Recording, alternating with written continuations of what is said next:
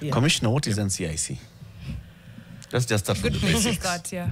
NCIC, I'm going to put it in a very simple terms, is a creature. Is a political creature created a political environment after a political crisis. And that's very important when I put it that way. It's a creature that was created in a political environment after a serious political crisis. And that DNA carries through the organization and the current reality that we face right now. Of course, it was entity was created after 07/08 violence to make sure as a country we never go back there. And I honestly think we have amnesia, sometimes selective amnesia. We've totally forgotten exactly where we were and what we did then, given the rhetoric that is current and people's perception of what is right and wrong. But that's the reason it was created, to make sure that we are united as a country, we're a cohesive unit as a country, though diverse as we can be and should be, but we're one country, we're one. That's the ideal. Yes. Someone, and he just spoke to it about summoning politicians. Yeah. So some may argue, beyond that, what other roles You do know, you know what is funny? That is, we have, in the NCIC Act, we have about 17 mandates. Wow. 17.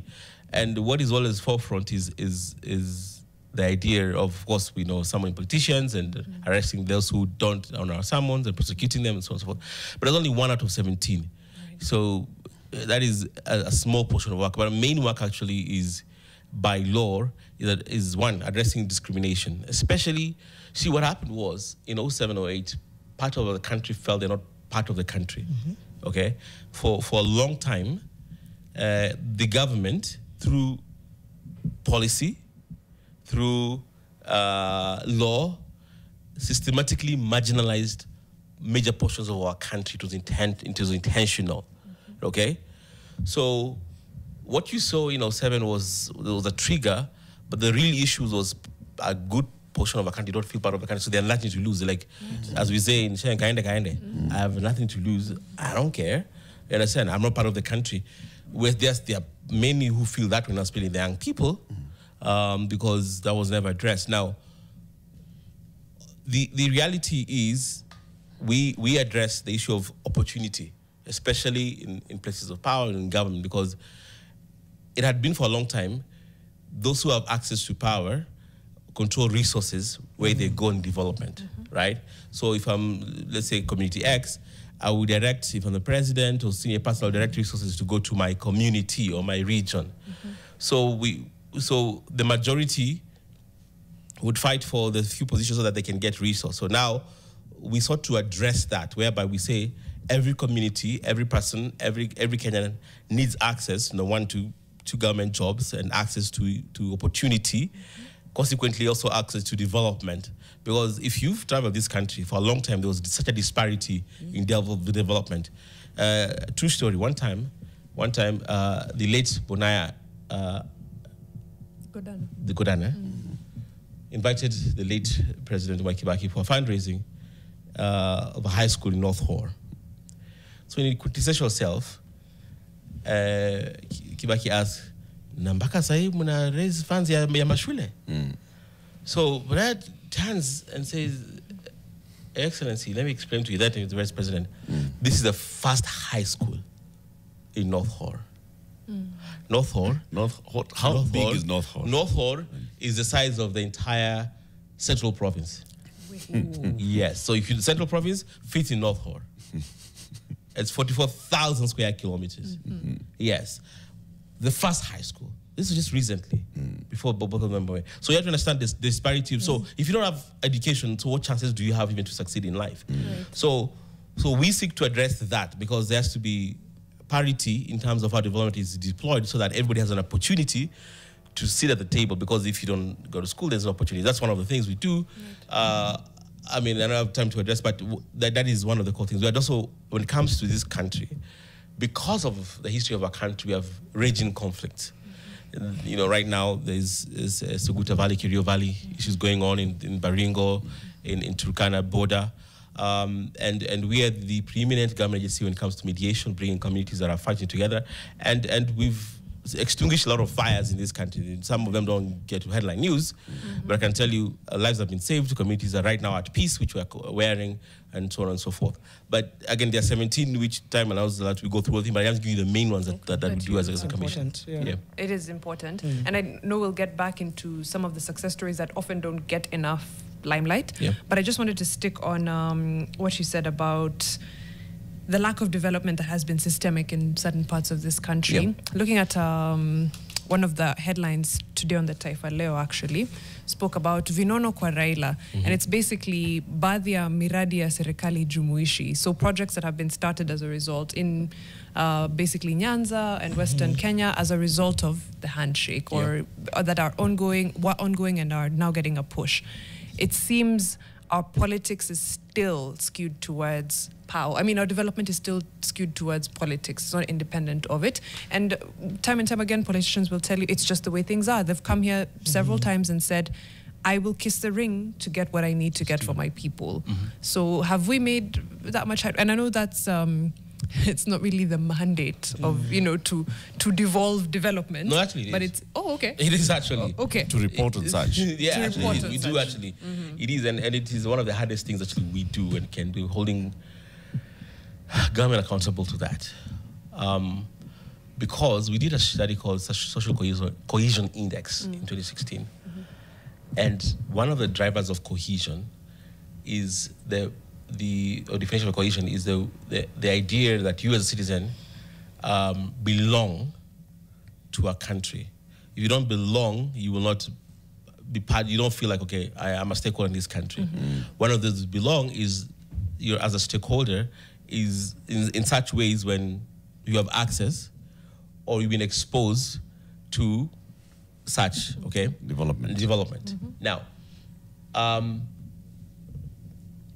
in the history of our country, we actually, unfortunately, entrenched a colonial mindset that for the longest time we developed the so-called White Highlands, the green areas, and these are the places not important.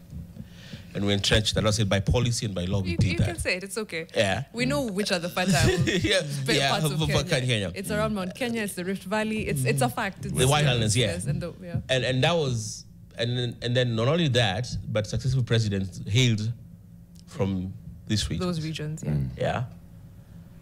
And consequently, if you look at the track record of development, they are heavily skewed to these regions.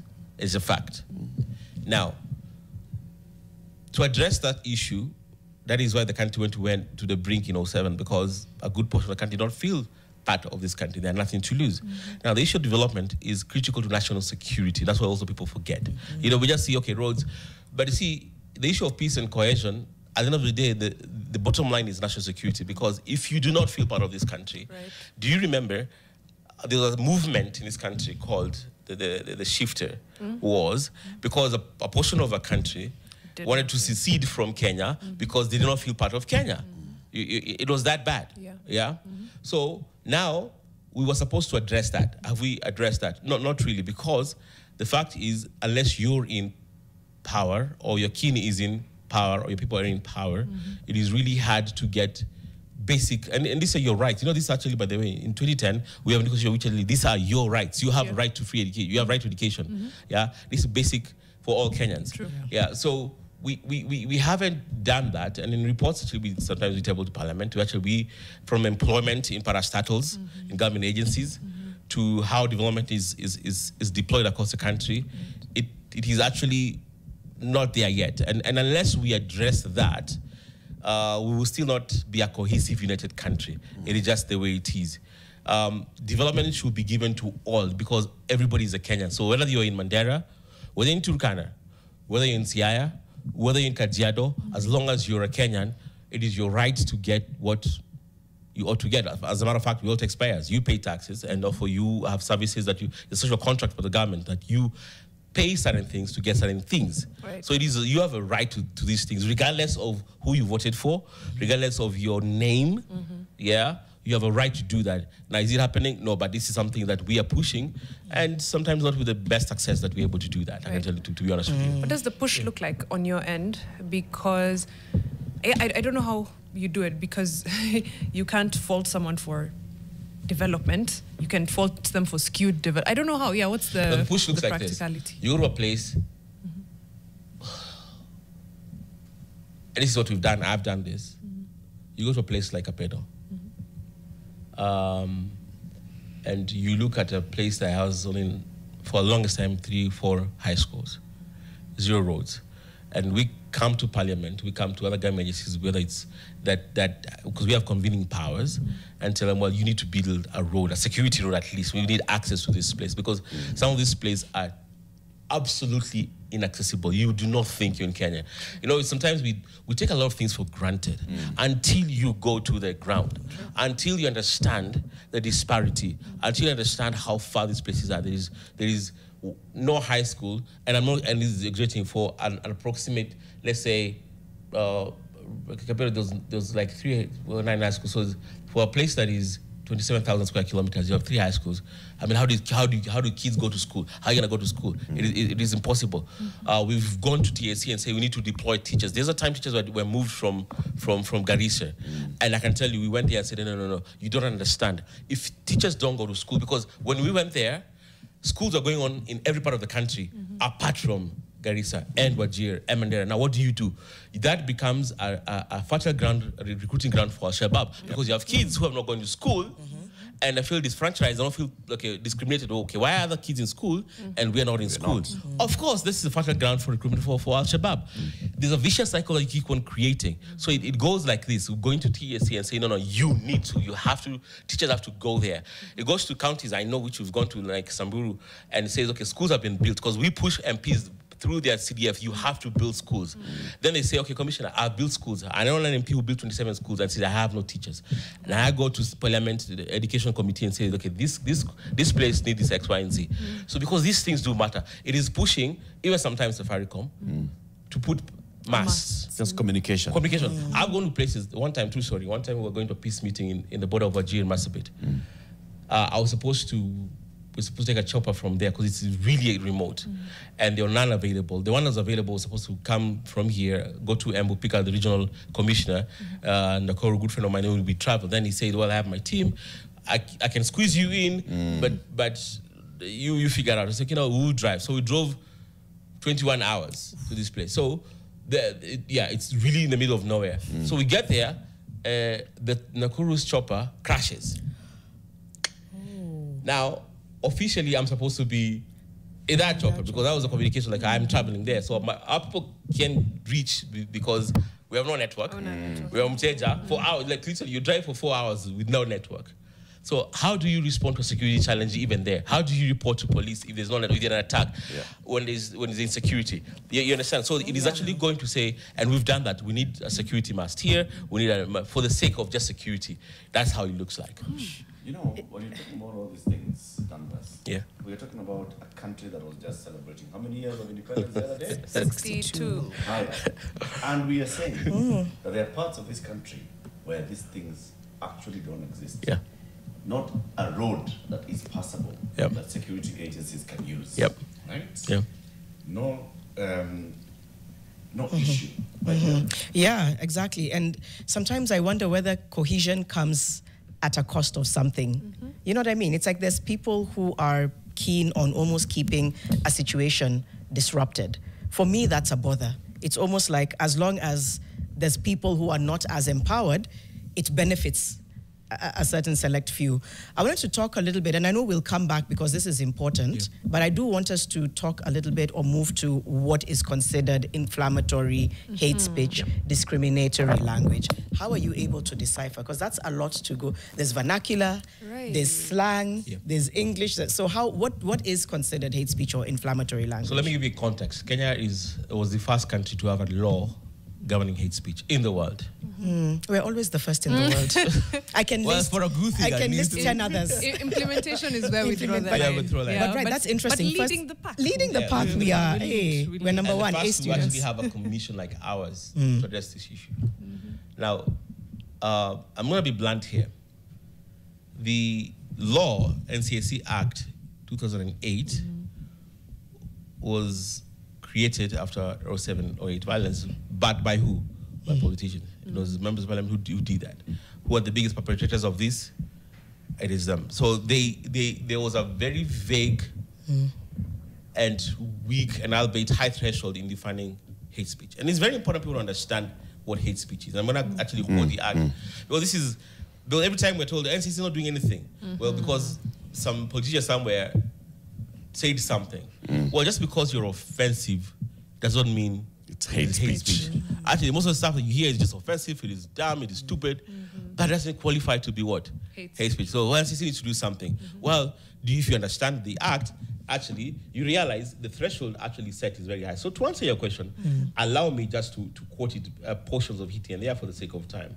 So it says, a person who, NCIC Act 13, uses threatening, abusive, or insulting words or behavior, or displays any written material, publishes, distributes written material, presents or directs the performance of the public play, distributes shows, plays, provides, produces, or directs a program, which is threatening, abusive, or insulting to involves the use of threatening, abusive, or insulting words or behavior, commits an offense if, now this is the kicker, if, this is where the offense begins, if such a person intends thereby to stir up ethnic hatred. Or having regard to all circumstances, ethnic hatred is likely to be stirred. There's something called mens rea in law, intent. So, how do you prove intent? See, this is where I'm going. You see, you have to say that what you say, I have to prove to court that what you said today in your show was intended to stir ethnic hatred. Is it limited to ethnic hatred? What Yes, about gender? is. But that's... I'm coming to that. I'm coming. It is actually purely ethnic hatred.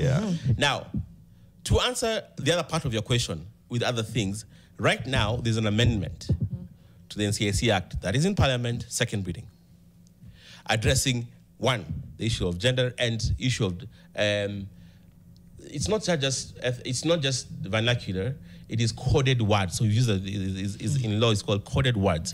Because I can say something, like for example, during the genocide in Rwanda, tall trees and cockroaches meant something. You understand? So we need to cut the tall trees. In Kenya, madoa meant something. You understand? So that was not captured, because you say that, I can't prove in court, because you'll say, well, you're talking about my dress or my tie, which is dotted. And you can get away with it. So we created coded words, and then there's a lexicon that defines those codes in our common language, including like what Eric has shared. Because people get away with that, including our gender and other what you call marginalized parties or entities or communities, for lack of a better word. So it covers that, because you can target, especially now, of course, with gender violence and where it's going, and it starts from what people say in the media and public to what people do. Consequently, I'm emboldened because I say that thing happened to me, therefore I'll come and met out violence on you. So that is actually included in ours. And lastly, on social media, you see, in about 5 years ago, there was a migration from traditional platforms, especially politicians, spewing insightful words and hate speech to social media, using their handlers and proxies and bloggers to perpetrate that. Now, here's the funny thing. Now, still to answer your question, because your question was loaded, out of all the complaints we receive, 70% we actually dismiss because we know they don't meet the threshold, because there's no need of me going to court, because the court is going to dismiss it. So I'm just going to tell you, well, yes, so-and-so said this, but I can tell you for a fact, it just doesn't meet the threshold. Out of that, the remaining 30%, only like, actually, honestly speaking, only like 5% of cases that we receive get to what you can argue the threshold for hate speech. You understand? Now, incitement to violence, actually, unfortunately, people forget it was ruled unconstitutional by the High Court, a case against Moses Kuria, which actually we were part of. Because in the penal code, it was the burden of proof was upon you to prove that you did not incite. The court said, well, no, the burden of proof is upon the state to prove that what we are saying right now. The accuser is not for the accused to say, well, I did not, so I have to prove. So it was ruled unconstitutional. So So there's so much leeway, as you can see, for people to say things, crazy things, and the freedom of speech. Don't forget that. So at the end of the day, what we can prosecute is very few, and the threshold is extremely high. And the rules of evidence actually limits us to what we can prosecute sometimes. I think 106B of Rules of Evidence Act says electronic evidence. So right now, Eric sends me a clip of a video of a politician up there saying things. I can take that to court and say, well, here's evidence. Of course, we can see it is a person. And we know it's a person. And the clip came from NTV or any other renowned media. But that's not enough to prosecute. The court will throw that out of, because they'll say it has to be authenticated by an expert. Well, who's the expert? CAK. That takes 6 months for me to get. I have files I've sent there. The expert is CAK. Whenever, because I've heard this authentication story before. Yes. The expert is CAK? Yes. Can you get independent experts? You can, but so far the courts also only. We live in an age of metadata. Yes. You can see when a video was recorded, how long it was recorded, if it was edited. Yes. Those are all things that's insane. Yeah, to it's me. giving, if you're being stalked but you've not been physically hurt, that's not evidence enough for me to hold so and so accountable. It's that thin line. It's that thin line where something is said or done, but it doesn't quite meet the threshold. It's a very... That's what they mean. It by can border on. Sometimes, actually, I see where it's coming from, but let me explain that after the break. 7:30, we are having a conversation with the NCIC Commissioner, the National Cohesion and Integration Commission, Commissioner Dr. Danvas Makori, just understanding NCIC work and asking, so we are seeing the political temperatures rising. What is NCIC doing about that? Keep it here for that. Coming up after the break.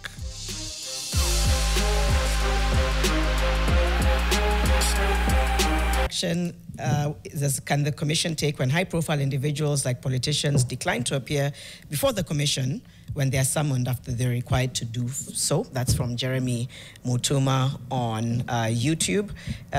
So the question is, who benefits when an area remains underdeveloped for 60 years? That's what I was trying to ask. I'm like, the fact that it remains underdeveloped. No, somebody is benefiting. Yes. Right. So. But yeah, I think keep sending some of your feedback. Ask the commissioner if indeed NCIC... so they're claiming there's a state capture issue here because we've not seen them summoning those who said publicly that they know, basically speaking to those who've been summoned. They're saying what has been achieved in 17 years. We haven't seen... is there a compromise? I know a lot of these commissions, sometimes people say, how independent is it? How much leeway do they have to do this? So maybe just speaking to what action can the commission take when somebody's summoned and they don't obey those summons, and whether indeed NCIC is perhaps compromised or captured. Toothless. Okay. So first and foremost, due process. I address the issue of due process. By law, we issue summons. If you don't answer the summons, if you don't respond given us the date, we take that file to the DPP and an arrest warrant is issued immediately. So for the politicians or high-profile individuals who think they can get away with that, well, that's just the law, and that's due process. And you know what is funny? When we do that, you're accused of targeting individuals. Yet you follow due process. I summoned you to come write a statement. You don't show up. Well, I have no other recourse but to follow the law, make sure, because if I don't do it, then you'll accuse me of being toothless. Well, NCIC didn't do anything about it.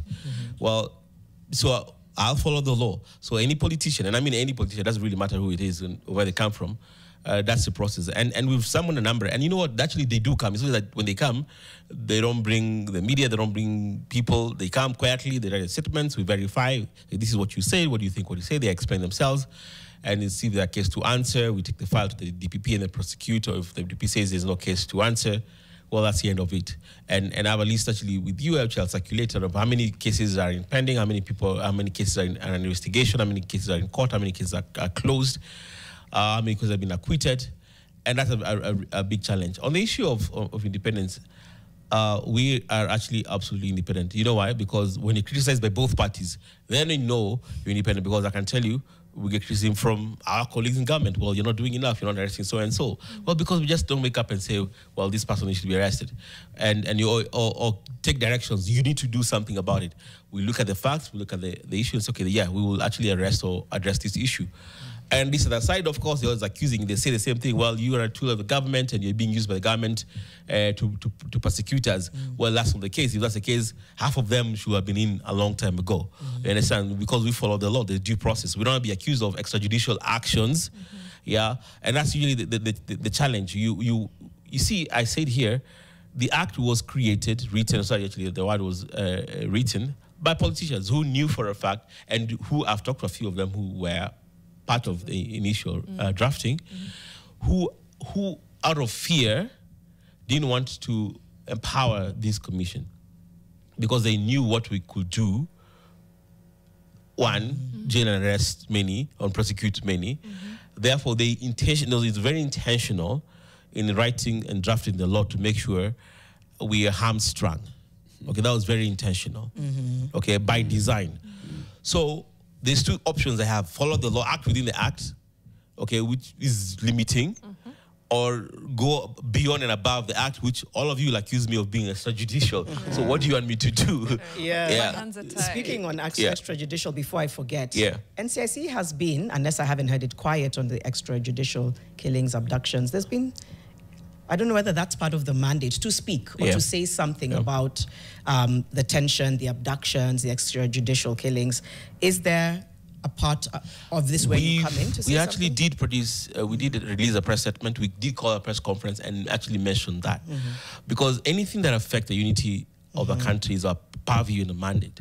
So that, of course, is divisive because there's a portions of our country feel, well, of course, first of all, it is illegal and wrong. Call it what it is. Yeah, that's exactly what it's called. That's a diplomatic term, extrajudicial. It sounds like a cool thing, but which is not. It is criminal, actually, to be very precise. And that's why we did call it out, because that's exactly what it is. Because criminal acts, nature, perpetrated by anybody, whoever it is, whether they I'd say like me or not, it's criminal because nobody's above the law. And when you break the law, there's a breakdown of society. And the breakdown of society, we will not have a community. So that's where we come from, because we can see the big picture. Because you start little by little, because you can get away. And then we have anarchy and chaos, then you don't have a country. So people don't see that. People see just a means. Let me get rid of Janet right now, because Janet is a pain in theirs. But you don't, you're creating a precedent. Yeah? Because one day it will be you. I told a very senior government official one time, in the female previous administration, the very court you're derailing right now is the same court that will come to defend you. Because that time they were against the court. They're saying the courts are too liberal, yada, yada, because they felt the court there's always an injunction against the government. You can't do this, you can't do this. And they all, and we're in government also, we're defying courts left, right, and center. So actually these courts that we think are hamstringing us and limiting us, actually, first of all, are keeping us in check per constitution.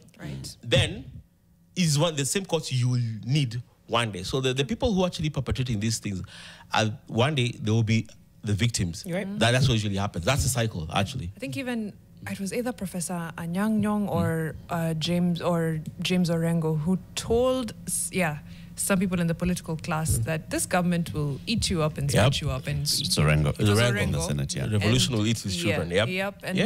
And true, it did eat the children. I have two questions. Okay, one actually is from YouTube. This is Rahmtullah Omar. What does the NCI do in case politicians use hate speech against minorities, including sexual minorities? Let me start with that one. Then the other one was in 2022, slogans like Hatupangwingwi, Watajua Hawajui were technically classified as hate speech. How did they meet the threshold, given how high we've established it is? It is. So to answer, obviously, her name is Omar. Rahmtullah. Rahmtullah. And it is unfortunate that the Act does not address sexual minorities. That's why I say that's why we are amending the Act to actually cover that. So I'm being very honest here. And it is just ethnic minorities or ethnic groups. So if you belong to an ethnic group or any ethnic group that you're mentioned adversely or somebody's trying to get trouble, yes, we can address issues. Unfortunately, politicians and leaders are very smart in going around that by coded words and using such words like you said. That's why I'm going to the second part. I personally was not for the idea of that word to be included in what we call the lexicon. We had a hate lex, okay? Because, first of all, it was a slang. It was from a popular song. But then it evolved and into something that was a rallying call of a defiance, so to speak. Okay?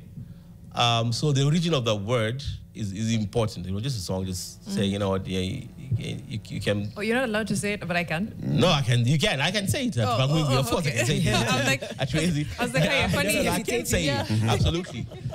But let me say it on your behalf. And we're not perfect. So let me be honest. I like keeping it real. One of the things I always do is keep it real. And that is a specific word that should not have been included, to be really honest with you, in that list. To be very honest, it was, and I think the consultation part wasn't done correctly, because had it been done correctly, then that word shouldn't have gotten there, because it created such a backlash. It was weaponized even more. There was more defiance, so to speak, and it did not help, because actually the next day, every politician intentionally would say it just to dare. Okay, what do you do? You understand? So it didn't really help. So to me, I wasn't for it, and that's one of looking back with hindsight, which is 2020, that shouldn't have happened. To be honest with you, I keep it real as it is. But you had very many other words that you had listed. Yes. And what were you seeing? What was wrong with each of those words? With words most of them, I think 95% of words didn't have a problem. Is what we call coded language. Because then we didn't have a framework in the amendment of our act to include coded language in terms of prosecution. We had to come up with an ingenious way, because you can always complain, well, there's nothing you can do about it. Okay, I don't like excuses. I'm a person who is, what can I do about it? We're still within the parameters of law to make sure at least we have a country that is in order and we can control. So most of those words, if you look at them, a lot of them were ethnic words coming from ethnic communities that we knew in the context that we were used in a rally, what exactly they meant. You understand? It was not kosher one bit. Yeah, it was insightful. It was hateful to an extent, and that word Tupangui, of course, received most of the attention. Unfortunately, again, that's why I'm not a fan of that word being used. It took away attention from the other words which were legitimately should have been there, which were used in rallies, politicians, and actually in local context. Most of those actually in the local context were quite inflammatory or insightful, to be very honest with you. NCIC has quite a presence in counties as well. Is there an operational resource challenge that maybe limits how widespread you can be, just in terms of educating? We're actually not very present. I really wish we were. To be honest with you, for the longest time, until we became commissioners, we were parachuting in conflicts. Yeah, there is Community X and B, like for example, in Marsabit, Cabras and Branas, we had each other. We parachute there, and for 2 weeks we're there mediating and go back to Nairobi. That's not an effective way of peace building. Yeah, so we purpose to have regional offices so we can entrench peace and cohesion. We are supposed to have 10. Ideally, we're supposed to have 47 in all counties. Resource is a serious resource constraint. And I know the same politicians who are accusing us of not doing much are those who are actually supposed to empower us to do. A good friend of ours, and I'm going to mention because he had a Damascus moment. The Honorable Kaluma was on record saying NCIC should be defunded and scrapped. Yeah, and it's a matter of respect. He's a good friend of mine. So we pursue the proper channels of engagement. He sits in the Security and Administration Committee. So we ask for a chance. Usually they summon you, and we always honor our summons to go to all committees. I've gone to so many of them. We say, okay, now I think we need to appear now. So we booked a time and said, let's appear. And for 2 hours, we made a presentation of everything, well, not everything, most of the things that we have done, our accomplishments. And from saying we need to be defunded and scrapped, he was championing, and it's on record actually, it's on news saying, promising to fund us to 600 million in the next budget. You understand?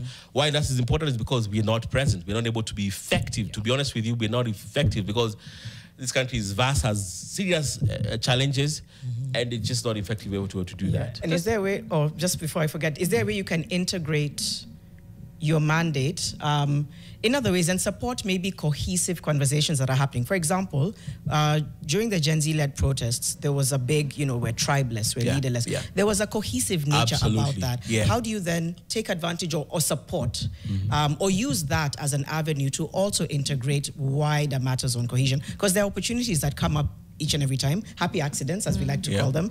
That was one. Do you then look at that and say, you know what, we could use this as an education moment? Actually, we got a lot of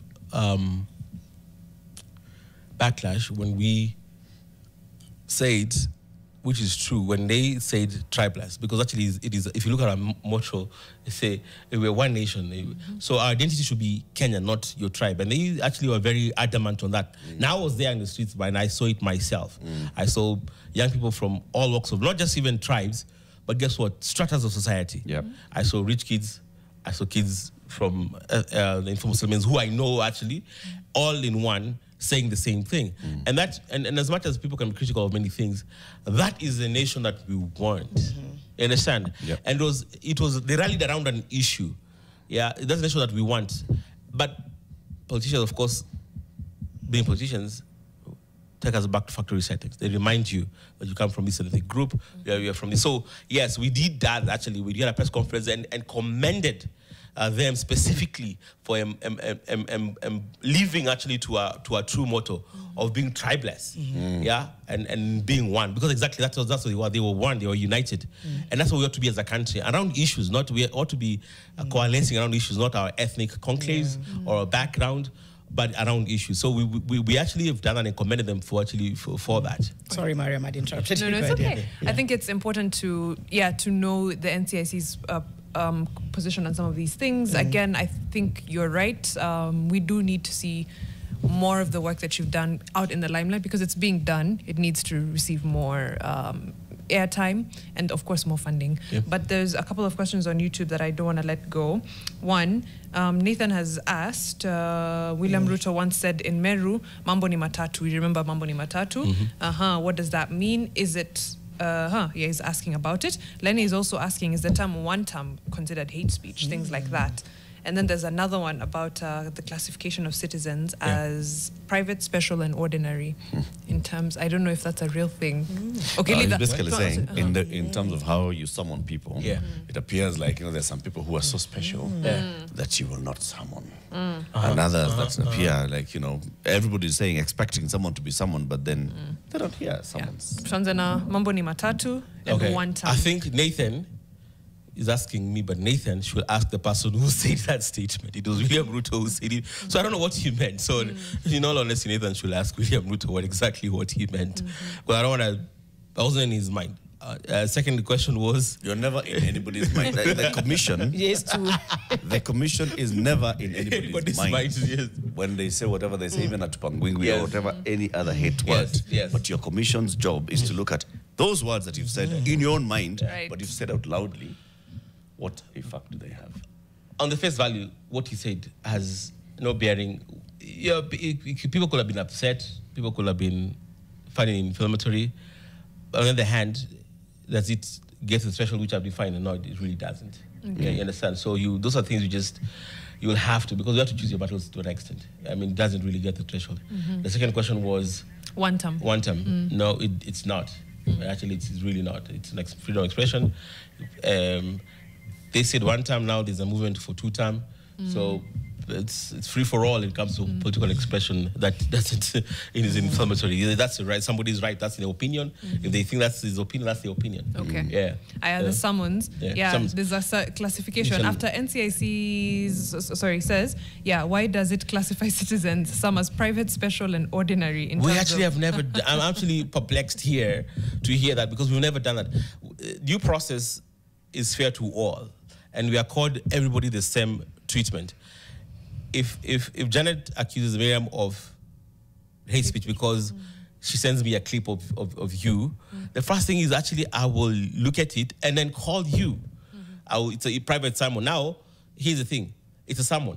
Now, you can choose to post it on social media and do a WhatsApp nation on the sermon. And now it becomes private, you understand? But we issue to everybody. How they treat it to the public is up to them. So that's why those which are very visible, like the one for Rigiji, but we actually did summon the Right Honorable Molotinga a while back during the election period. We summoned him too.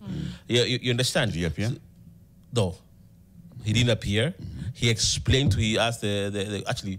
Let me rephrase that. He did write to us and respond to our queries, which was satisfactory to us, because you don't have to. If your lawyer submits Because at the end of the day, we want your statement. We want your part of the story. It's a response. Yeah, it's your response. So whether it's in personal, you can say, okay, this is exactly, yeah, you say, okay, this is, and my explanation through the lawyer, and you said, okay, sorry, there's no case to answer.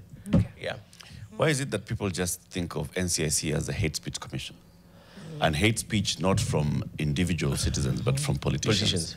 Because if Mariam goes around here spewing hate speech, we don't hear people saying, Apeleko NCIC. True. It's just the politicians. Yeah. Why? To be honest, I don't think we as a commission have done a good job in elucidating our mandate to the public and engaging the public in civic education, as you said. We've not done that. Secondly, it is what, in reality, gets the most traction when it comes to news. The news media, the people who, I can tell you, if you look at, here's a list. Here's a list of the cases, the people we've summoned so far. That's about this here. Their names here. Today. I'll give it to you. You can go through it. You can post it. It doesn't matter because this is public record. It's on court. It's in the court.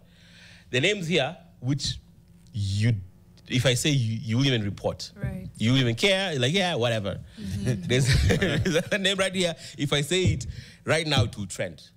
Yeah, that's how the nature of the beast is. Yeah, so they're just too truthful. It's because it's what gets traction, is what people want to hear, is what people want to hear. So yeah, you can go through it. Yeah, this is public knowledge. I was taking a peek. This is public knowledge. Yes. Someone Billy touched I can read them on air. Yeah. This is public. This is it's in court. All right. This is in court.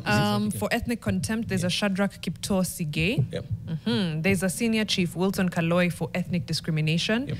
Yep. There is a Honorable Mpuri Aburi, ethnic contempt. Yeah. And the complaint against him was by Honorable Kawira Mwangaza. Yep. Those are the ones that are likely to trend, right? You see? Yep. Yes. There's Khalif, for ethnic contempt. Khalif, sorry.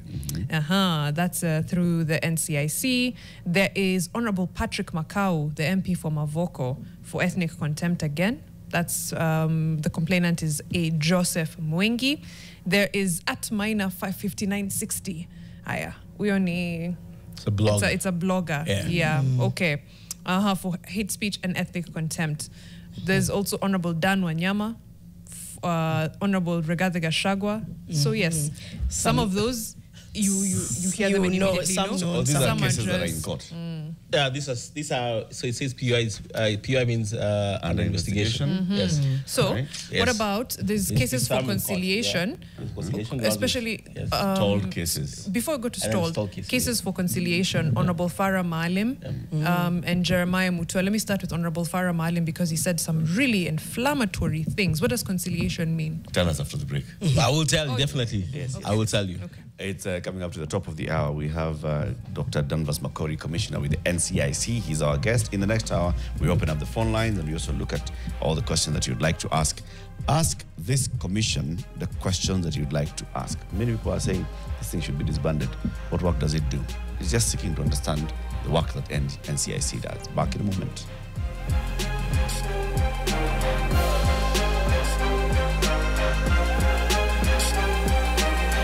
Right? Yeah. It is very, very vicious. The fact that this is where the cuts hit first as opposed to elsewhere is very, very worrying. It's medicine, it's refugees, it's things like that.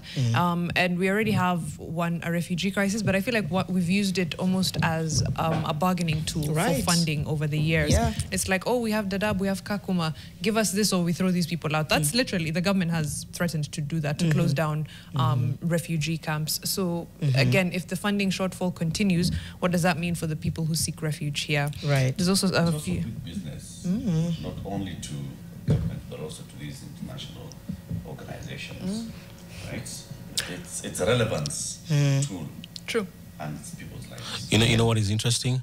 We're actually participating in this refugee issue, believe it or not.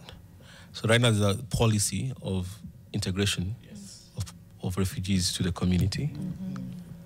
And because you only have three options. Either you repatriate them to other countries, and you've heard what other countries have said about them, so they're not going there, or take them back to their countries. And actually, like in Kakumer, Sudan is even worse now than it was even years back, ago. So that's not an option. So the other option is integration. So we with the Refugee Council and the government agency that does that, are working hand in hand to see how we can integrate them into society. Now, that's a big challenge. Why? Because, sometimes things, first of all, it's, in my opinion, it's long term, it's dehumanizing to keep people in camps. Let's just face it. People don't think about it. Short term, temporarily, yes. I grew up in Dadaab. I grew up in Kakuma. They don't mean I was there for a year. They mean the entire childhood. The generations that are good, I've been there, and the generations which are there, and it's really sad to see the existence there. So it's also sustainable from a human perspective. Forget about many things, forget about politics. From a human perspective, living in a camp, growing up in a camp, which is like, and some of them have hundreds of thousands of people, it's just not humanly speaking. So the UN and the Kenyan government have been hand in hand with the UNHCR and Kenyan government hand in hand in seeing how we can integrate them to society. In other places it can be easy because there's homogeneous communities like in Dadaab, although there's a challenge that comes with resource, because when you bring 500,000 people into a region and free them, you put a lot of strain on resources and infrastructure, and the other community like, no, we don't want these people. Right. It's us versus them. So we're in this beginning stages of a 2-year program to see how, this is a pilot program, how we can integrate them back to society, back to Kenyan society. So just to let you know. I really like that integration is a hard one, an expensive one. It also requires a huge level of community engagement because, again, if you bring 500,000 people into the population, without giving people education and information, it could be very problematic. But I know there's questions about how to integrate and the other mandates of this commission. I'm trying to remember what question we were... Yes, Faramalim. Yeah, and conciliation, yes. Yes, the conciliation. What is conciliation? So in the NCIC Act, it provides you as an individual, rather than we go to court, it provides that you acknowledge that you did wrong, and then we now between us and you look for other avenues of settling that issue. But there's an admission, okay, what I did was wrong. And then we say, okay, we sit down and say, okay, so how do we ameliorate this? How do we fix this? Now that you're saying this is right, so it's a conciliation. We agree the path to take is not court. We say, okay, you admit you said what was wrong. We admit we're not going to court. And then there's community service. We've done, actually, if you look at this list, there's one famous one. He's a good friend of mine. I don't want to put him on the spot. Which was, you have many good friends. Well, I said that is because it's a cohesion. You have to. Finalized cases. There is. I want to show you. You see? And subjected to 50 hours. So I can read it out loud again. Yeah. So this is, the accused is Edwin Sifuna through the Republic through NCIC, accused him of hate speech, conciliated and subjected to 50 hours of community service. Yeah. So what does that mean? Eric, this means that this person has come and said, publicly. See, guess what? It's words that inflame, right? They inflame. It's words, they're incendiary. But it's also words that calm down. You see, if you take me to, if today, Janet, you say something that is insightful, it will take you 5 years to go to court. Kenyans will forget 1 week later exactly what you said.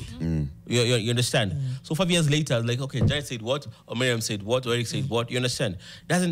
But what you said has real effect on the ground. People are anxious, there's tension, and I've seen it.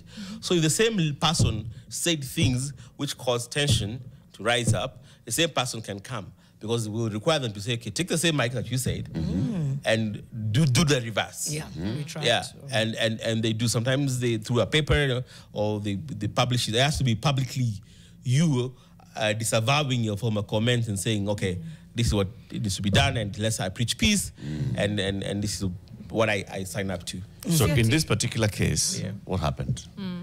So in this particular case of Edwin Sifuna, he actually did acknowledge, that wasn't very smart. Because those days we used to have something called the hate, the list of shame and list of honor, and he want to go in that list. So he said, that's not really nice. And actually, if you've been to a rally, sometimes they do get caught up. It was in Mombasa. It was actually in Kwale. Heat of the moment. Yeah, he said stuff that he actually was.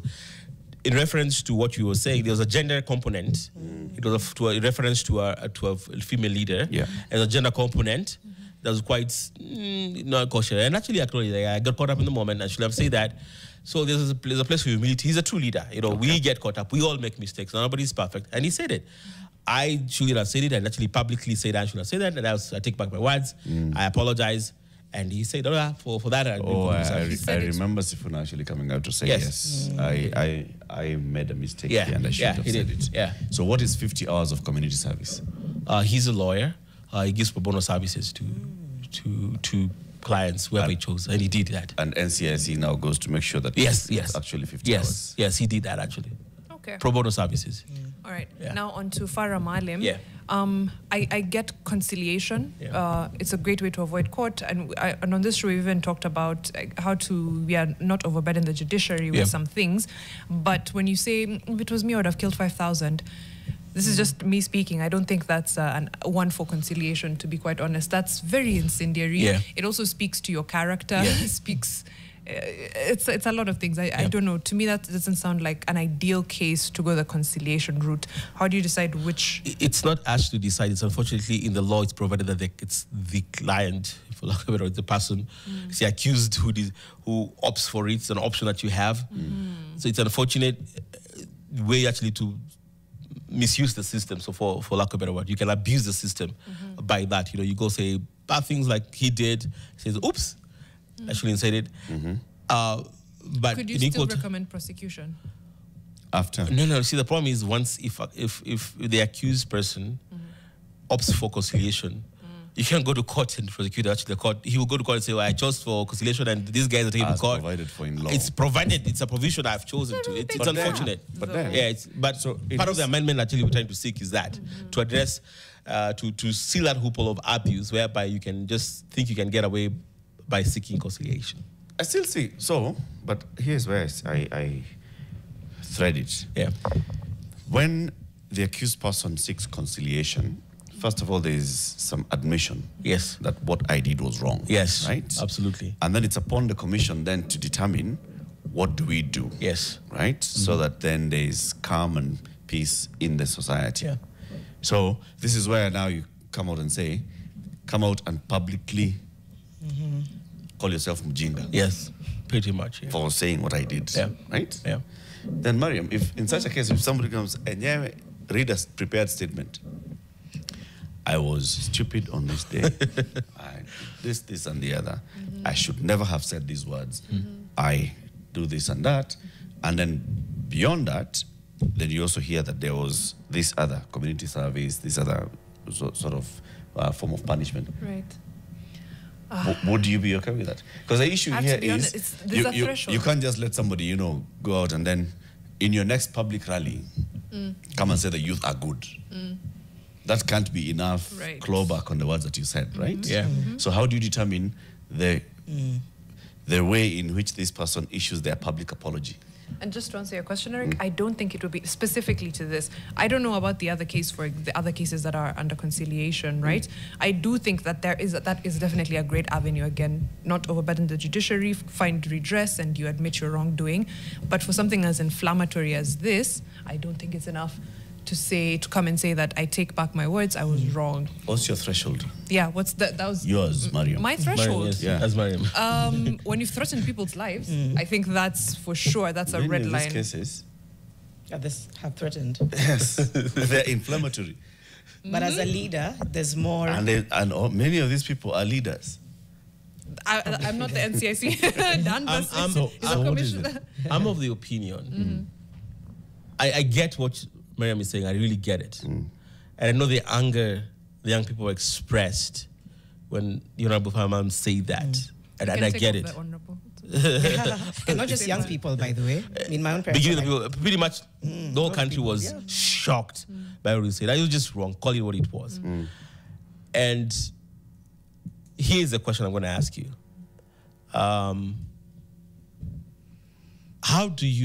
How does justice come in? How do you fix the problem? Because it was what he said. Yeah? It's not what he did, it's what he said. Message real intention, not act as real what he did. So how do you fix it, because I'm a peacemaker. So let me explain where NCIC come. I'm a peacemaker. I want to reconcile people. I want to bring people together. At the end of the day, my job is to bring, if you and Eric are at loggerheads, my job is to bring you together. So if Farmer Maalim is at loggerheads with the young people and the people of Kenya, at the end of the day, my goal is to bring these people together. It can be through many means. At the end of the day, the end goal is what? Being one. So if I can achieve that by him admitting, and then being a clawback, what he said, and admitting, you know what I said was wrong, and I take back my words and I apologize, because those words were hurtful. Also, words do heal, I believe. So I am for healing the nation. I am for saying, you know what, we can heal together, because if I violated you by my words, I hurt you by my words, I can come and, you know what, I'm genuinely sorry for what I said. And if I'm genuine, now here comes the kicker. If there's a genuinity to it, like the Honorable Sifuna, he was genuine. God caught him, there was genuineness to it. He actually said it himself. We didn't write a statement for him. He just said, you know what, nearly banned. You understand? And it was genuine. People say, you know, that's a real thing, because he keeps it real. Yeah. So that's the case. So at the end of the day, if the country can be healed by the same words, then I think I'll be for that. You see where I'm coming from? I do see where you're coming from. Yeah. I'm just radical. Yeah, I know. There's a part of me that's just like, we need more punishment. Or yeah, basically, I like the way some people don't need to be cohesive. Is that a word? Cohesive. Cohesive. We've been on a thread of they're not redemptive. apologies. You don't think they're not redeemable? Especially when it comes from a leader of that stature. Yeah. We have a caller from Butere. I like how we have been pulling on a thread of apologies and healing. And Caxton from Butere. Caxton from Butere. Yes. Yes, good morning. Morning. Yeah. Mimi na swali langu ni hili. Mnanisikiza? Tunakusikiza. Yeah. Mbona hii NCIC isibaniwe ama iwe connected na hii EACC? Manake ina maana gani kama watu walio na cases ambazo ziko genuine, wamepora pesa, udhani kwa wananchi? Manake ikiwa ni truth and reconciliation, basi wale ambao wamepora na wanajulikana na wamepelekwa kotini, kama hata kuna zile mauaji na bado wako katika mamlaka, kwa wananchi wanadhani kwamba hiyo sio maudhi ambao wanafaa kuambia wa step aside. Caxton, wacha nikuulize. Yep. So umeleta mambo ya Anti-Corruption Commission. Yep. Unasema huyu amepora mali ya umma. Ndio. Sasa hiyo unahusishanaje na huyu ametoa matamshi ya uchochezi? Yep. Manake ni kama sawa na uchochezi anapopelekwa kotini na anapewa muda na hata kesi hata ni kama isikiki, alafu anarudi labda anasimama kwenye jukwaa. Uoni kama hayo ni maudhi? Yao ni maudhi kabisa. Alright. Wacha kujibu. Actually, Caxton has a point in this sense. He's not able to connect it. But do you remember the BBI report? I mean, that's ancient history. Yeah. In the BBI report, there was a recommendation to take the ethics part from EACC to NCIC. Because, to your point, Miriam, I get what you're saying. The ethical component of such rhetoric, it speaks to the ethical mindset of a leader in a nation. And the ethics part, so chapter 10, chapter 6 of the Constitution, that component, there was actually, it actually is recording in BBI that the ethics needs to be taken away from, they focus on corruption, and the ethics part comes to NCIC. So I think that's what he's not able to articulate clearly, but there was actually that discussion. Yes. Right. Do you support that? To an extent, yes. I see the ethical part, because... So what would that be? What new thing would you do that you haven't been doing the last 10 years if ethics was added to your title? Because the conundrum we have a country, and I don't know do I probably say the biggest problem, but it is a fundamental problem, is lack of implementation of law, especially the Constitution. We've never implemented Chapter 6 and 10 of our Constitution. It's non-existent. Chapter 6, ethics, yeah. it is chapter 6 constitution, good behavior. What does that mean? We have the worst behavior from state officers. You understand? Let's be honest here. So we've never done that. So NCIC change that? So by actually doing an operation, we need to operation. They have a law to operation that it doesn't just transfer it as in actually law now to operationalize chapter 6 of the constitution because it's not implemented. It's never implemented. So that was my argument. Do we need you to be doing it? Can the law not allow the Ethics and Anti-Corruption Commission to just do the job? Maybe they've not done the job. Maybe because he's saying it's operationalization of a law. Yes. We have a Leadership and Integrity Act. True. We have an Anti-Corruption Act. Yes. We have all these laws in place. Yes. We have an NCIC Act. Yeah. But people are behaving unethically in public office. Very true. Yeah. People are behaving unethically in public. Yes. Whether they are public officers or not.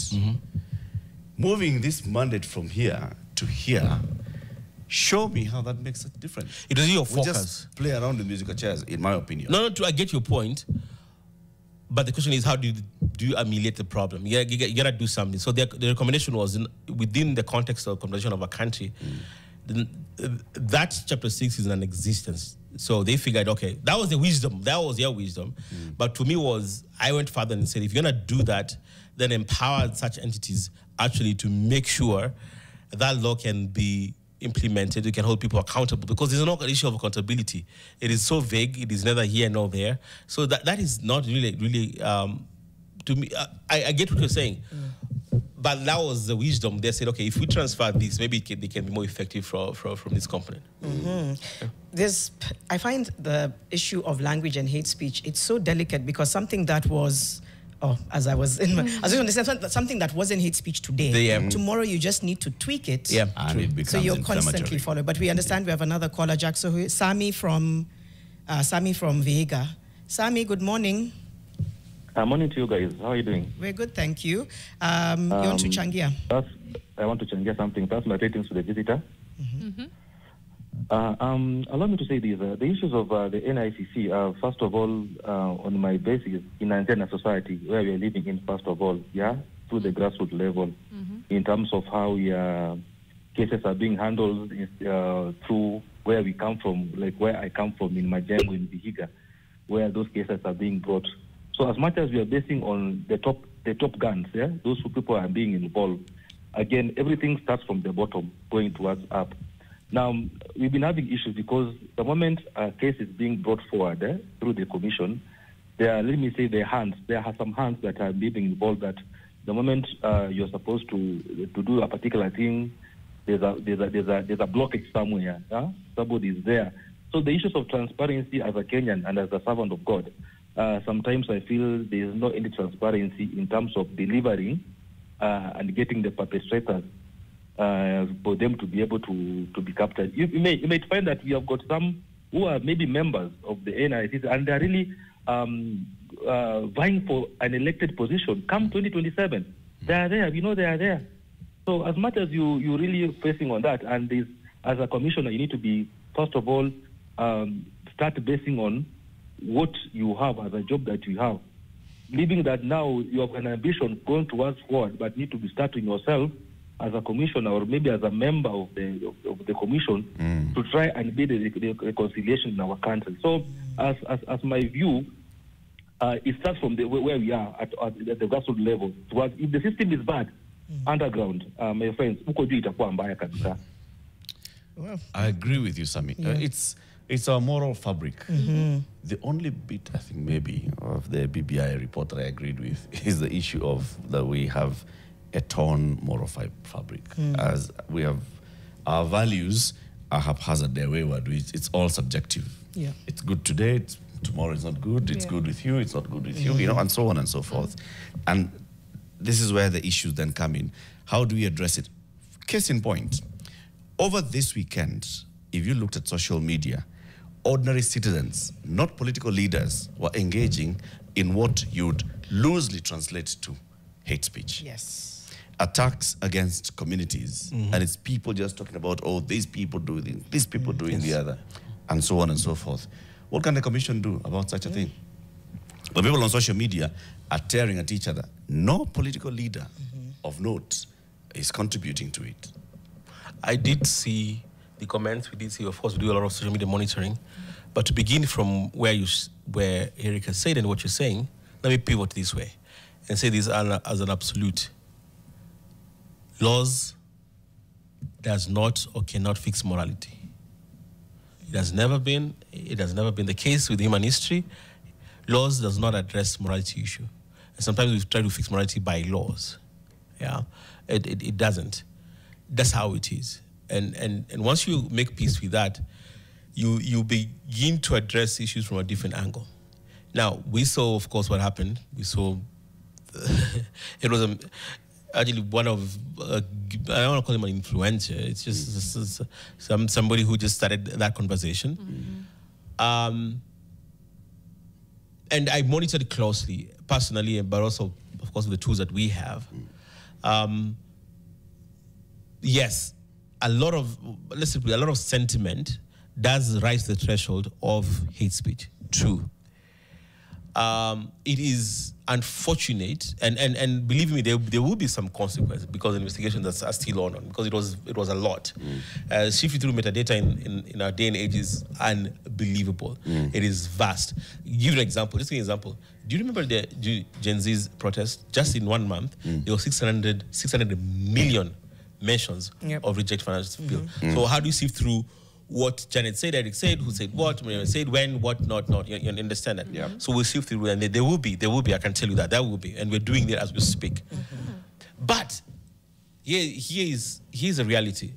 What does it say of us as a country, 60-something odd years after independence, that this is what Kenyans feel? Because they're expressing themselves. And these are young Kenyans. These are young people. Who were not alive even 40 years ago. Yeah. They are alive in the last 20, 30 years. But they're expressing themselves the same way people are expressing themselves. You know what is sad? If you ever go out sometimes, you're hanging out, you meet these young folk. I've been asked several times, unatoka wapi? So they've started. Usually, actually sometimes explicit, we're in Gani. Yeah. Because sometimes they can't place my accent, to sound Kenyan. So Can we hold that thought a little bit? Yeah. We understand we have another caller on the line right now. We just don't want to lose them. Samuel from the US, if we have that correctly. Samuel, if you can hear us, please chime in with your question or comment. Yeah, I can hear you. I got 2 questions. One is, what does the guest think if we never had NCIC in the Constitution?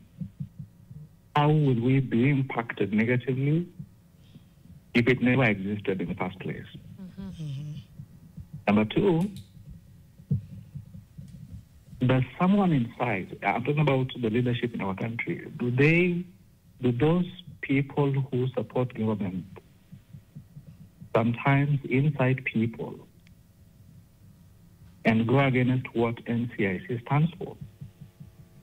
Because most of the times I see that only those that oppose the government, most of them, a lot more times, they are the ones that are gone after and not those that support the government. Why is it so? Or is it just a perception? Okay. Those are my 2 questions. Thank you. Thank you, Samuel. Thank you, Samuel. I think there's another call coming through, but as we wait on that one, maybe you can just respond to, Kenya without an NCIC. Miriam, do you know what your spleen does? Yes. What does it do? I think it filters. Spleen. Okay, wrong. No. Missy Joy. I thought it actually filters, my bad. Now, you see, why I'm asking that is because there are body parts which you don't know exist. They're there, but until you don't have them, that's how important it is. So to me, to answer that, Can you this is like a body without a spleen? Let's just answer. Or your car without brakes. It's a filter. Yeah. Mariam is right. I was right. Okay, thank you. It you. removes old or damaged red blood cells and microorganisms from the bloodstream. Yeah. Mariam. Biology. Go on. Yeah, we don't know that what but you don't even feel. You're not feeling. You don't feeling it. You don't feel it. You don't see it. Yeah. It just works quietly behind the scenes, making your body is functioning optimal. So that's the kind of work. We're there doing that dirty work. And until we're not there, is realizing actually we're important. It's like your car without brakes. I don't know what your favorite car is. No matter how fancy it looks or how powerful it is, you drive that car without brakes. Down the streets, you gotta have problems. Yeah, so it's the same. You don't know what you have until you don't have it. Right. That's what they say, right? Yeah. So to answer that, because in philosophy you say you cannot put it a negative, but that's how I can put it myself. Second part was that also could also be taken as fear mongering. Like did you want to lose this? Do you want to find out? I think it's you want to live without a Do you want spleen. to find out? appendix you can live without. Do you want to find out? People are like, oh, there's how some were things. we before the NCIC, We are going and how into a break, different though. is it Yeah. after the NCIC? Maybe that one would help us to see this is life before and after. well, life was 07 violence. After is we've not had such violence large scale. So that's the case. Let's take a break. You have a second question to answer from Nani, but 8:30, time for that break. We're having a conversation with NCIC Commissioner Dr. Danvas Makori. We are taking your questions and directing them to him and engaging him on that. So keep calling. Back in a moment.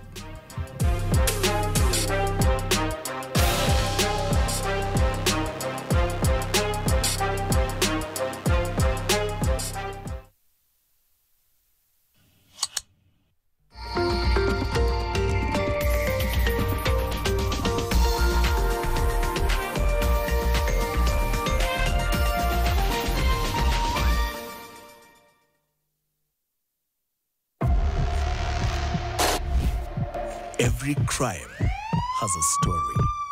She didn't have her hair. Every murder leaves a trail. Nikaona mahali amepost, guys, I must die. If I try to do something, ama kusema kitu yoyote, they will kill me. But not every case finds justice. Apelekwe kotini, ahukumiwe. Walisikia polisi wakisema tumekamalizia. Au maaskari wakatuambia kujeni mchukue maiti yenu. Huyu amekufa yuko. For the first time, we take you deep inside Kenya's most chilling murder cases. Kulikuwa na panga mingi, kulikuwa na chuma mingi. More horrific and ominous details were about to unfold. So it's just a personal vendetta.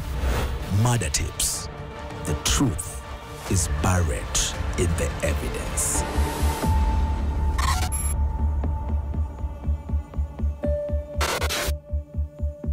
How could you be an accomplice to something like that, Oscar? Give me a chance.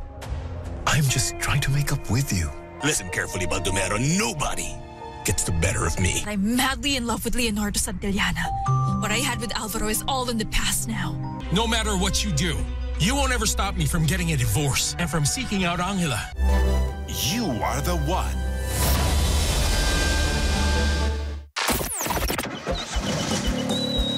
Your ride home is about to shift into high gear. New laughs, fresh beats, hot topics, and zero traffic on the vibes. I want to party.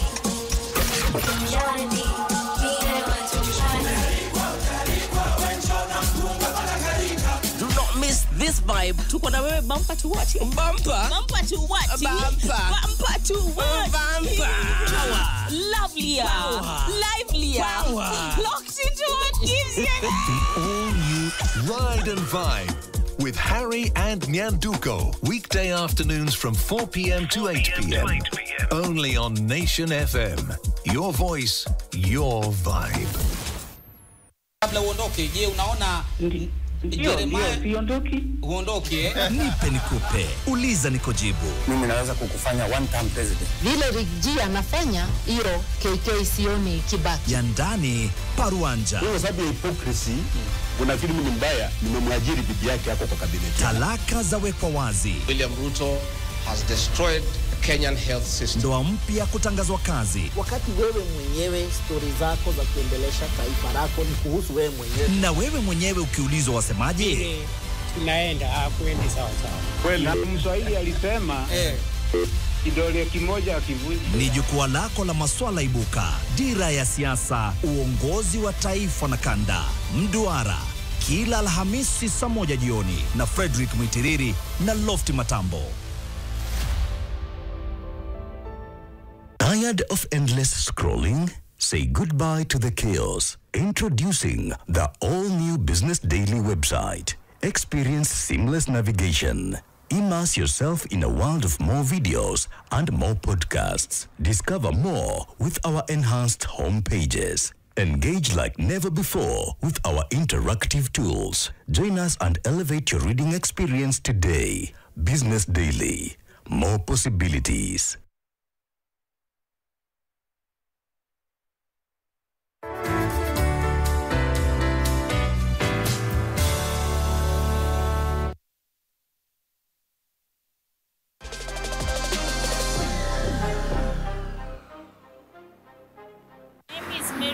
I'm at exit 3 Outer Ring Road, and this is how it looks. We need this drainage covered by Kura. That's how I'm fixing the nation. Hey, what's up, nation? My name is Job. I am fixing the nation by praying that God is going to liberate this country. And Eric, Janet, and Mariam, you're doing a great job. Big up.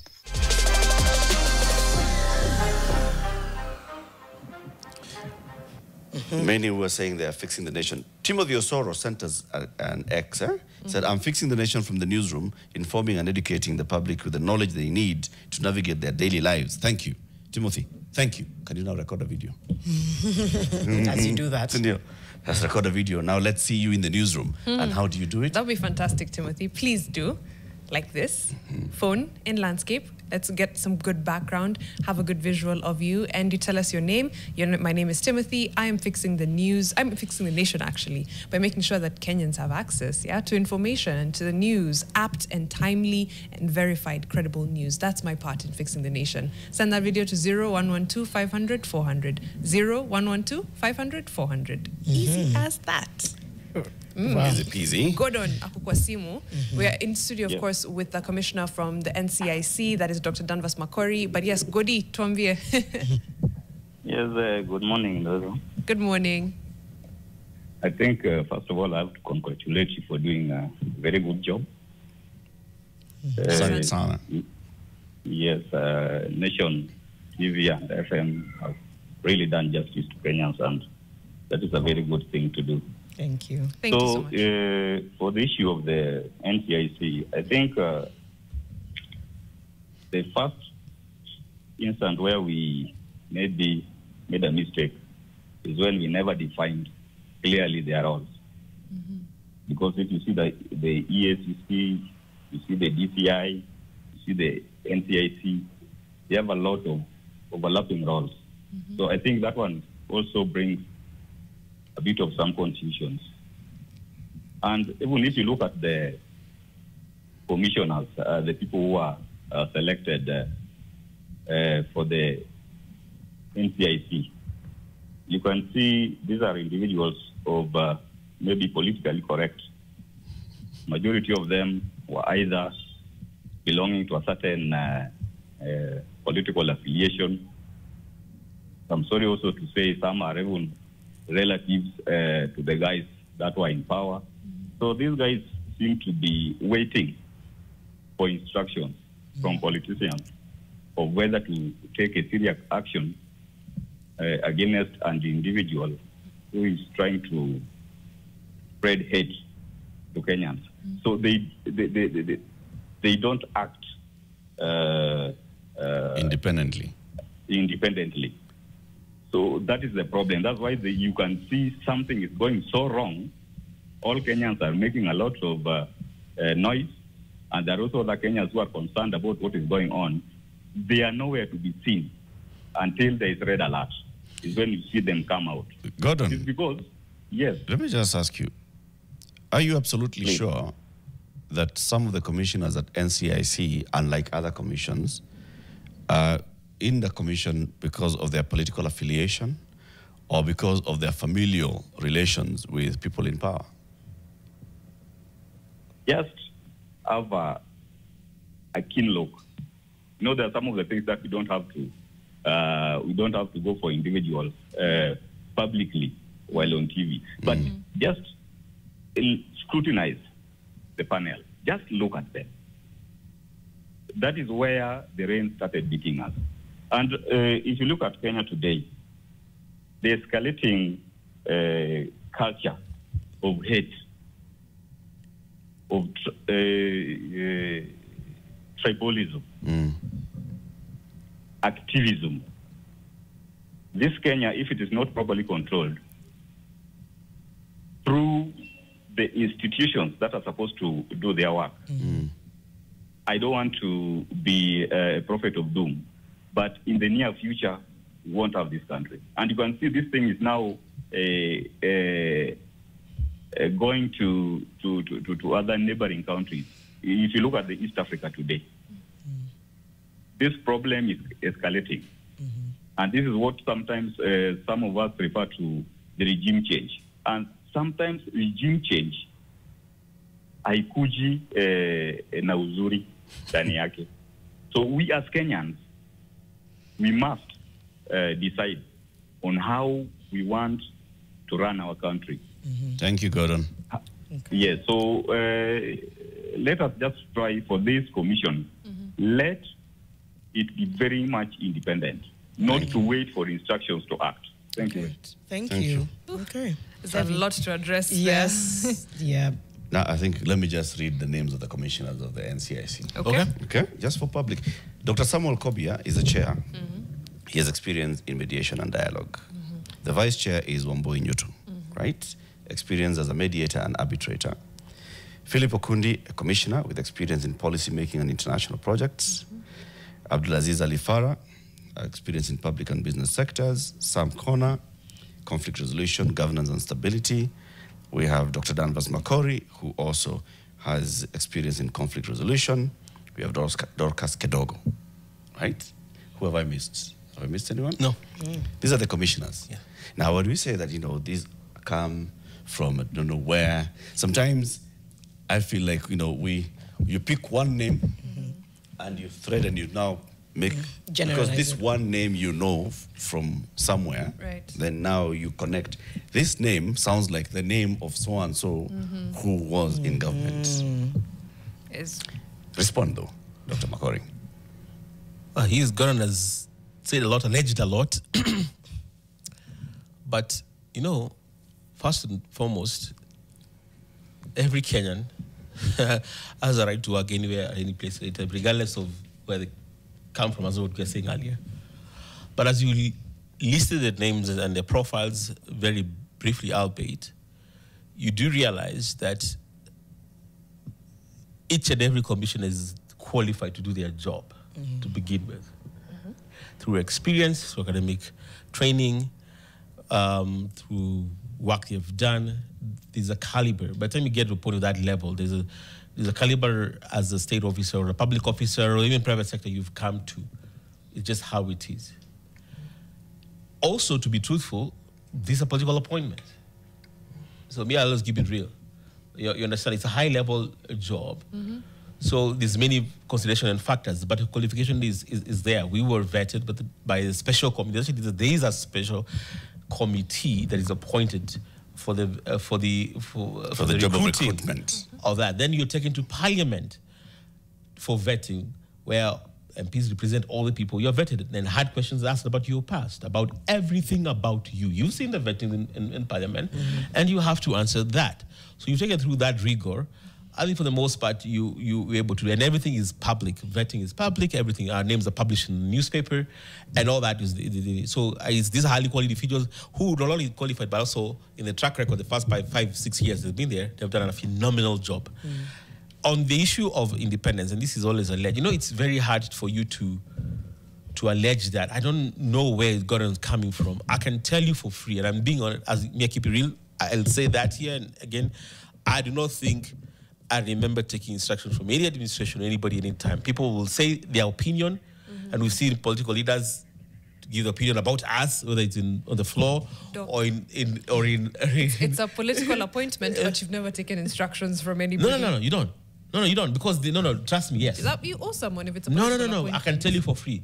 Why? Do you know why? Why are we accused a lot of times of action or inaction by both parties? It's because we're not here to please people. You understand? If we were, one part would be very happy. Like, you guys are doing a good job. The other guys will be very, very upset. Everybody is upset. Everybody sometimes is happy. You understand? Because that's what independence is. I am not here to please Janet or Mariam. You understand? I'm here to do my job. Now, if Janet is happy, that's fine. If you're not happy, if Mariam is happy, that's fine. You understand? So here is your both sides of the aisle. You understand? But we get flack from both sides. Right. Why? Because my job is my responsibility, my duty, my fiduciary duty is to execute my mandate as per the law. And sometimes I'm gonna please Janet, I'm gonna please Mariam. Or sometimes I'm gonna please you because I'm gonna arrest Eric. Eric is your enemy. So you're like, yo, NCIC is doing a good job. Mariam is like, yeah, you gotta do a job. Why? Because Eric is your enemy and I've just arrested him. Right. You understand? But because Eric is your friend, I'll feel like you'll be upset because you're persecuting Eric as your friend. That is just a Let's take a call. I know we need to get into how Kenyans can share feedback. Okay. If they're feeling like there's hate speech happening around them as we get to the close of this. But I understand we have Wycliffe. Okay. Wycliffe is on the line from Kitengela. Wycliffe, good morning. Do you have any question or comment that you'd like to add to this conversation? To me, Mariam and the panelists, you have a good job that you have been doing there. I want to commend you with how you have been scrutinizing that guy. They have not been so straight to what they have been doing. That guy is trying to tell us that they are working like a kidney in somebody's body part of the body. Spleen. But you find that cleaning the whatever, cleansing the whatever, the waste of the body.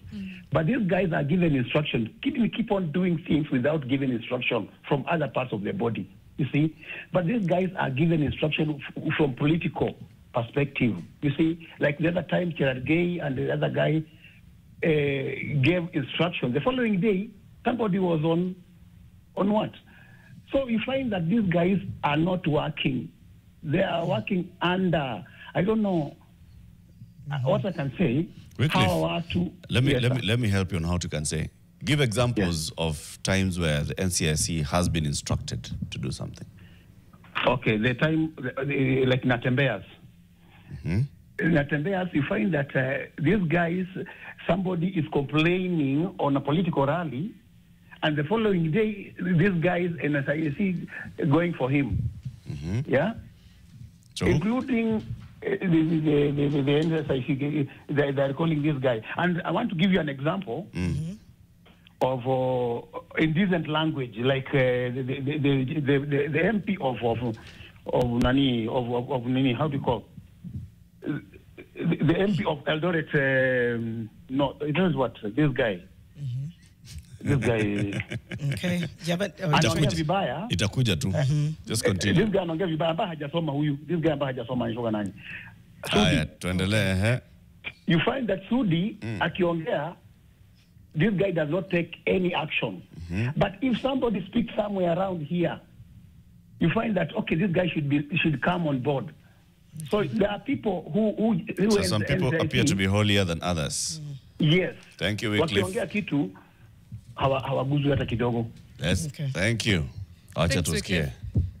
Let's hear from Dr. Danvas. And it's coming up over and over again that it seems that there are some people who you can go after and some people that you can't. And then he's talked about, for example, Natembe. I think that was the EACC, but was it in conjunction with the NCIC? And then there's those overlapping roles that Gordon talked about. He who alleges must prove. But I have evidence to the contrary. To the contrary, public information. Number one, he has started by the Honorable Oscar Sudi. Do you know how many times he's been arrested by NCIC? Numerous times. Last time it was very dramatic. So if we don't take action, of the people who've taken action numerous times is him. Now, who's number one on these finalized cases? Just read the name right there. Oscar Sudi. Okay. So ethnic contempt. But he was acquitted. Yeah, but we arrested him, took him to court. He was acquitted by court. Okay. That is beyond us. Numerous times. You understand? So when he says he does and says we don't take action, how many times we've done it? That is absurd because it's not true. Now, the person is alleging, here is a case, we actually did engage the Honorable Natembe a while back. This is way before there was any issue. There's an issue. The time they had a tiff with his governor, the deputy governor. Sorry. The dynamics in Trans Nzoia, of course, like in many counties, it's a metropolitan county, so you're running mates is from another group. There was that accusation. To preempt a question which I know you already asked here, how do people bring complaints? When you bring a complaint, we are obliged by law to investigate. Otherwise, you'll accuse me of inaction as an entity. So when an allegation or a complaint was brought against the Honorable Mayor, we did actually summon him, and he did honor the summons, and he did come, and we had him, and you can read the report right here. It's right here. I'll just read it for the public. Where Honorable. Yeah. So the complainant is Honorable Philomena Kapkore. Yes. The accused is Honorable George Natembea. Yes. The accusation is of ethnic contempt. Yes. The case was closed by the ODPP. What does that mean? They just look at the evidence. They said, well, insufficient evidence. Insufficient evidence. You didn't meet the threshold for prosecution. Exactly. So do you see? So if you go through this list in your time, you see politicians from both sides, government or in government, in party, not in party, in favor in government, not all of them. Because there's accusation of us not being fair, taking instructions. Believe me, as you can see, we don't take it from anybody. If you bring a complaint, we'll investigate. You understand? We're obliged to investigate. Okay. What does that process look like? If I overhear somebody in a pub, in the workplace, if somebody, it's a Kenyan, is concerned that there's ethnic inflammatory comments being made, what's the first step? First step is you come to NCIC. Our website is a place you can lodge the complaint. You come to our offices. We do have a toll-free number. I've forgotten the actual number it is, but I will give it by the time the show ends. You call, you say what it is, and like I said, 70% of complaints that come do not meet the threshold. We actually just outrightly say to the clients, to the Kenyans, this doesn't really meet the threshold. Unfortunately, there's nothing we can do. For those which we think we can, we proceed forward, and as you can see, everything is public. By the time you go to court, this is public information. And it is really beyond us, because we don't prosecute. We investigate, we do the investigation, we arrest if necessary, hand the file to the DPP. The DPP decides whether to prosecute or not, and how it goes from there. That's up to the DP and the court. If the court dismisses, some of them are dismissed by the court, some of them by DPP itself. That's how the law is. That's our constitution. Checks and balances are in the constitution. We cannot be the ones investigating, then the ones prosecuting, and then the judiciary. At the same time. Yeah, checks and balances. Bakari Sagna, NCIC should be focused on policy and public sensitization. Should not be summoning people for questioning. That should be left to the Kenya police. He has a point. So true, yes, and we do that. I mean, we by definition, commissioners are policy makers, and we do that.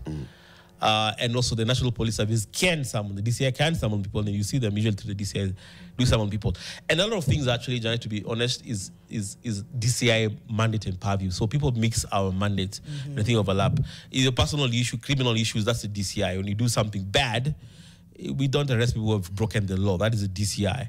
And also DCI also can summon them by themselves to by law, but they penal code that they actually, when people say certain things. But technically he's correct. But also Ahal also gives us power to summon too. So we also have to do our part. Because the gentleman there alluded earlier that we don't work, then he says we work by instruction, so that's his first dictionary. You understand? So what do? We don't do. But it's just the nature of the beast, Beyond hate speech, there is what happens within communities where, just incitement. Yes, it's not necessarily hate speech, but you just, coming to your people and saying, you know what, guys, we need to do this and the other. When you see all these skirmishes, for example, Kerio Valley, communities in conflict, when you see Marsabit, communities in conflict, and so on and so forth, what does NCIC do? And are there cases that you've taken that you say that this person was involved in inciting one ethnic community against another, and as a result we saw violence erupting, or there was a risk of an eruption of violence? Do we have such cases? Where we're not talking about political statements. It's now community.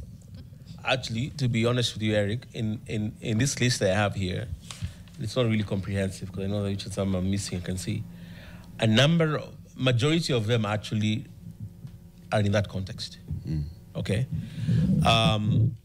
what doesn't get national headlines is when local leaders, MCAs, or just a local influencer, a teacher, a principal, the shopkeeper says and does things, especially in conflict-prone areas in our country. And we've done that. But one of the challenges we see is, as I said earlier, is that inflammatory, insightful statements migrating online.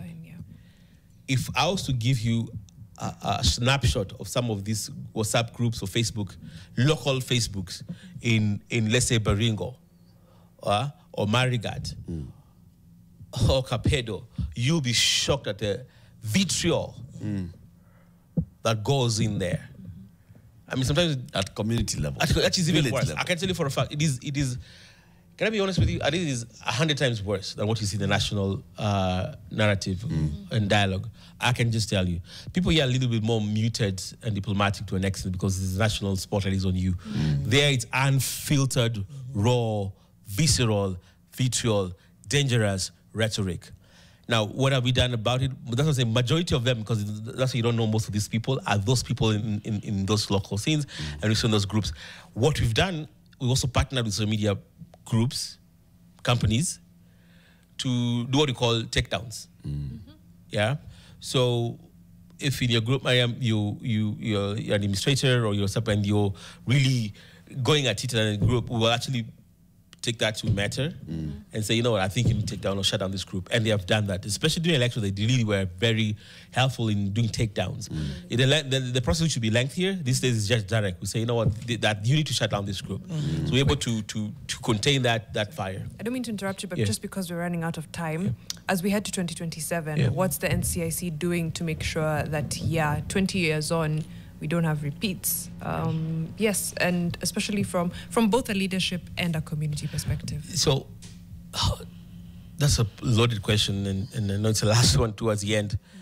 To be honest with Kenyans and this panel, the trajectory of our country right now is not very promising. So if you look at all indicators, what we call indicators, we have something called EWAR, early warning and response system, that we look at everything, some indicators, certain variables. So looking at so many variables, if the constant remains, as one of your callers alluded, we might even have a country come to 27. Yeah.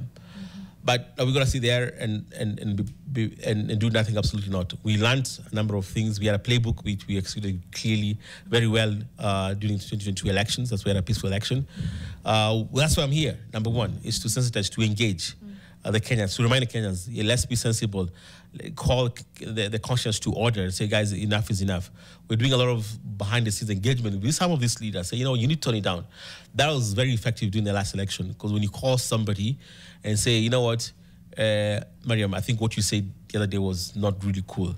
Yeah, you're able to, I know I went. Yeah, and most people actually know when they have really, I've been banned, and I do it too. They understand. You don't even need to tell them. They know, okay, they had really tripped. We're doing that. We have a program we are rolling called Transgenerational Conversations, born out of the Gen Z protests in 2024, where we're engaging all generations, because we realize there's a generational gap between just generations. But it wasn't just about the government and Gen Zs, it was even a generational gap that was tearing the fabric apart together. So we are rolling that. We are starting interventions already in place. We will roll out, we'll get the funding. But we will put certain measures in place. Certain that they're still put in place. We're doing a lot of research right now, looking at data, metadata, analyzing so many things. And that's why I said earlier what is not looking good. But we will roll out a number of interventions and measures to make sure we have a peaceful election come 2022. Dr. Danvas Makori, thank you very much for joining us, and thank you for all the calls and questions and comments to him, the National Cohesion and Integration Commissioner, one of the commissioners. In the next hour, lest we forget, school fires. We start with this one in 1996. Imagine. There was a school in Machakos called the Changuli Boys High School, and then there was a fire and many boys died. And since then, we've seen many fires. We'll be having a conversation about that, and we're joined by Head of Disaster Preparedness at the Kenya Red Cross. Keep it here for that. It's 9 a.m.